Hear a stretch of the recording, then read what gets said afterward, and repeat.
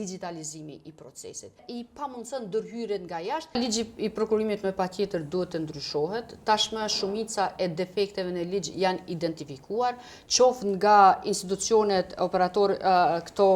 organizatat buxhetore që duhet me e shfrytëzu ligjin për të blerje shërbimeve e kështu me radhë, po qoftë edhe nga auditori i përgjithshëm, i cili për çdo vit i identifikon probleme që i hasin institucionet, disa prej tyre janë edhe për shkak të problemeve që shkakton vetë ligji.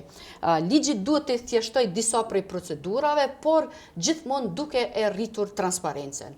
Dhe hapi 2 që duhet bëhet, e ky është një nga synimet e Lidhjes Demokratike të Kosovës në përgjithësi për qeverisjen, por në veçanti edhe për procesin e prokurimit është digitalizimi i procesit. Kjo përveç që e rrit efikasitetin, i shkurton shpenzimet edhe për operatorët ekonomik që kanë me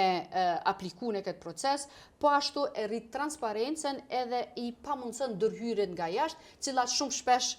kanë ndodhur në të kaluarën. Pra, një digitalizim i procesit i cili ka fillu, nuk është se nuk është bërë asgjë, por megjithatë i tërë procesi duhet të zhvillohet online, dhe në anën tjetër thjeshtimi i procedurave, por duke i ndarë sektoret, sepse është e vërtet nuk mundesh me i përdor të njëjtat